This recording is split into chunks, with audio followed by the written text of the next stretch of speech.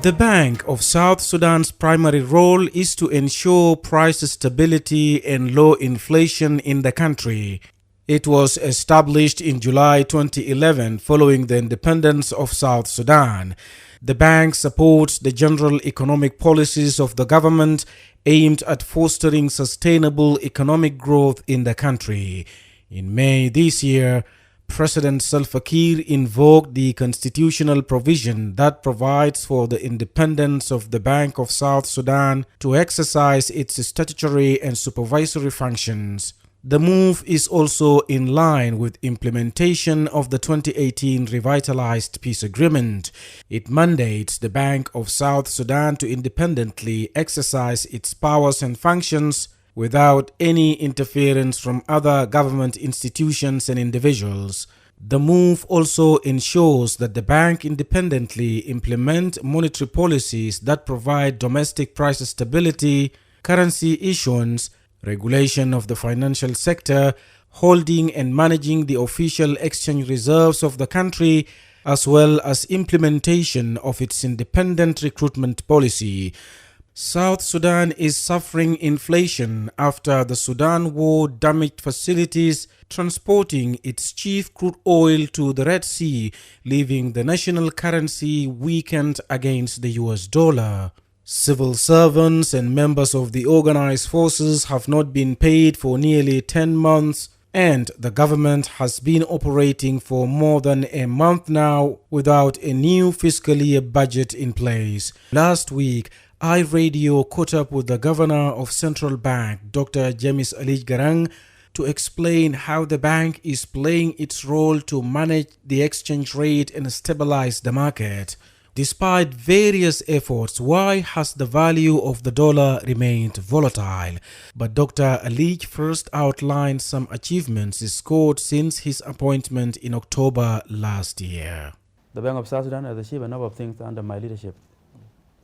We accomplished issues to do with staff welfare, strengthen capacity building, improve communication, expansion of the branch network, and improved infrastructure, and of course enhanced financial inclusion, and at the same time have now advanced to a stage where we can host the national payment system. If I can just break down some of these achievements that I've just highlighted with some examples, I would say that we have worked really well on improving the policy and environment of the Bank of South Sudan by leveraging on the existing framework, in particular the 5-year strategic plan of the bank, which is intended to modernize the Bank of South Sudan. Both under my leadership has strengthened and deepened its regional engagement with other central banks. And with this, from April 29 to May 3rd this year, we held one of the successful monetary affairs committee meetings in South Sudan, in Juba in particular. And it came out very well. It signaled that we at the Bank of South Sudan can organize and execute an event. It also showed how prepared and how leveraged up we are to the region. In terms of branch network, we have expanded and opened a number of branches across the country. Of course, I was building on some of those, but there are new branches that came to being during my time. The classic example is the one of Numile and that of Awil. And of course, at the moment, we have also secured a land in Kwajok, and the branch fence is already start to be going up. So expanding branch network is one of those things that we have taken really we have taken to our hearts, just like a duck to water. We can, yes, it's true that at the moment our currency is getting weaker or has become weaker. Again, a foreign currency, that's the US dollar. And it is because of a number of factors. Some of these are beyond the control of the bank and even beyond the control of the country. Some of them are external factors. They include the shocks that we see arising from other regions, such as, for example, the war that is happening in Eastern Europe, and the one that we are seeing happening in Middle East, for example, between Israel and Gaza.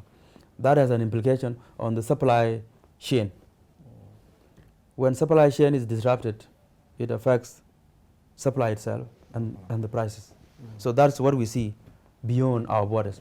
But just cross to our border, we have the issue of Sudan, which has really disrupted our key source of revenue, and that is oil export. The war in Sudan has made it such that whatever little that we use to receive has become too small. And in this case, the Bank of South Sudan employs monetary policy tool such as adjusting interest rates and reserve requirement to control the money supply.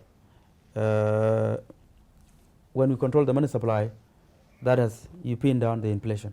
So that we are doing, the strengthening of the toolkit is working. Of course, some of our tools, there are some of the tools that are very strong, given the level of development in South Sudan, but there are some of the tools that are not very strong. Reserve requirement is one of the tools that we can just change anytime. Dr. Alic reiterated his call for all government institutions to encourage and promote fiscal discipline.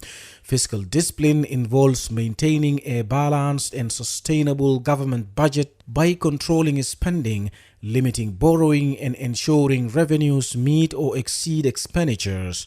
Dr. Alic emphasized the need for stringent controls on borrowing. I also asked him why some payments are still being made in US dollar, on whether South Sudan has enough reserves or no. He said the financial regulator is diligently working to build adequate foreign exchange reserves to stabilize the market. Fiscal discipline is one way in which we are working very hard with the rest of the government sector to ensure that they avoid too much budget deficit and excessive borrowing. Because this one in the end, what you borrow in the end will have to be paid anyway. And so if you minimize those, then you can really reduce factors that can lead to inflation. No one can say you can eliminate payment in US dollars. It's not possible. Because there are certain payments that you need to make in US dollars. Somebody wants to travel abroad. They have a mission. You cannot use SSP in Eritrea or in Ethiopia. If you are there, you need the US dollar. You want to pay your international obligations to the UN or AU or anybody, you need US dollar. So there is a need for US dollars, but not everything that need to be paid in US dollar. We are working with the relevant institutions, especially the Minister of Finance, to ensure that we build reserves. Central Bank build reserves in several ways, but in our contract, we get dollars from finance. We buy from them, and it's that reserve that we use to build our reserve. So you have a reserve now as you speak? We have, but a government would always have some, but do you mind sharing with us? The figures are never shared. Are never shared. Yeah, but we have enough or some, like we have some, but as always, in dollar, of course. Just like anywhere, reserves are always never enough. On taxes, I asked Dr. Alic if the withdrawal charges levied by the commercial banks and the high taxes levied by the Revenue Authority on bank withdrawals will lead to customers' dissatisfaction, resulting to commercial bank customers keeping their money at home, and if the practice may affect financial stability of central bank. On over-reliance on oil revenue, Dr. Alic said it is important for South Sudan to diversify its economy. He went on to commend the international financial institutions for supporting South Sudan. Commercial banks are expected to charge a fee for the services that they are providing to the public. So charging a fee is not a problem, but it's how much. How much is too much, how much is too small. And that debate is never settled. So within this financial year, there's a discussion now between us, the bank, and the other economic sector to see if there's anything that can be done at all to adjust the rates that the parliament passes, which are then passed on to the Revenue Authority. Because the Revenue Authority does not do anything on their own except the rate that they receive. Our single focus on oil going forward will not be advisable. The international financial institutions have been very supportive of South Sudan.